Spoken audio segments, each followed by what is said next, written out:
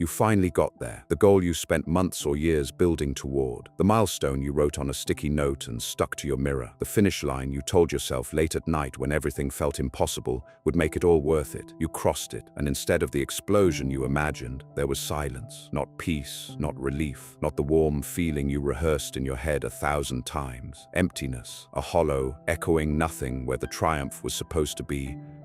You looked around, expecting to feel different. You waited for the transformation to kick in. You smiled in the right places, accepted the congratulations, posted about it, and still there's nothing. And now, in the quiet after the victory, a thought creeps in that terrifies you more than the goal ever did. What if arriving was never going to feel like anything at all?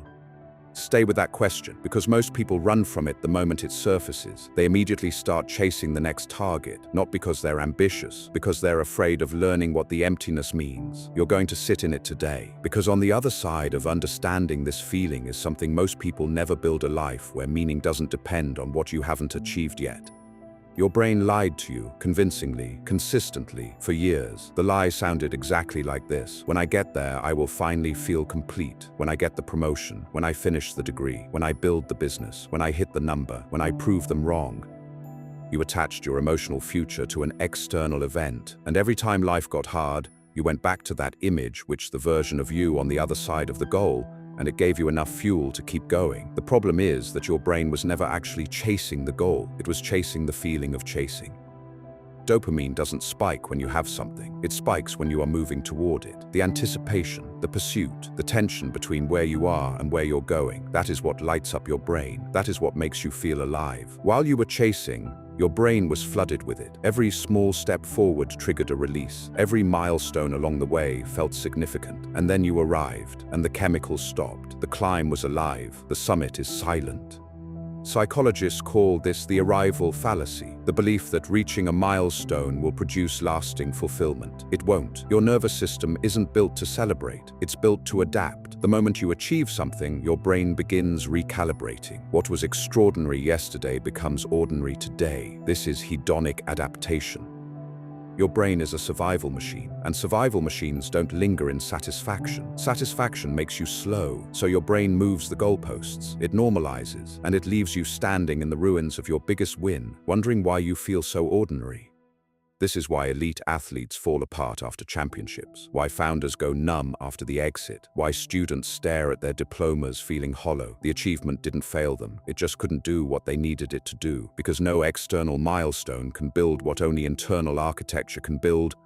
While you were chasing the goal, you were postponing your actual life. You told yourself, I'll rest when I finish this. I'll be happy when I prove I'm enough. It felt like discipline. It was an emotional hostage situation.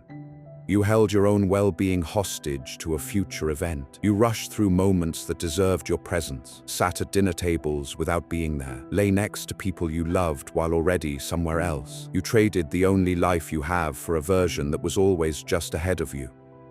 And then the goal arrived, and it didn't fix the inside, not the anxiety, not the dissatisfaction, not the restlessness. You are still you. Your external status changed. Your internal world did not.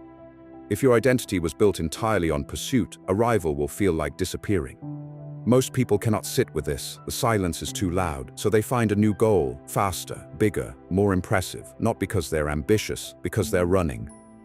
And the cycle repeats. The dopamine returns. The identity snaps back. They feel alive again until they arrive again, and the emptiness is waiting. Who are you when you stop running? Most people genuinely don't know. The pursuit gave them an answer. Without it, there's nothing underneath, just the absence of motion.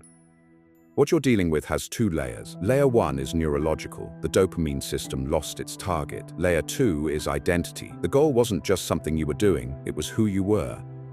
Step 1. Run a meaning audit. Identify what the pursuit actually gave you. Mastery, belonging, forward motion, structure. The goal was the vehicle. The feeling was the cargo.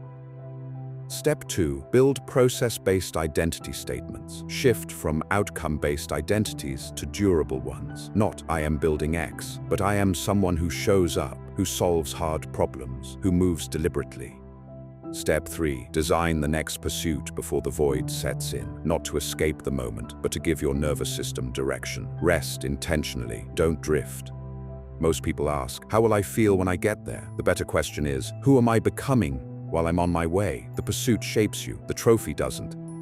The post-achievement void is not a failure, it is a signal. Achievement is a moment, identity is a foundation, and foundations are built daily. The real work starts now.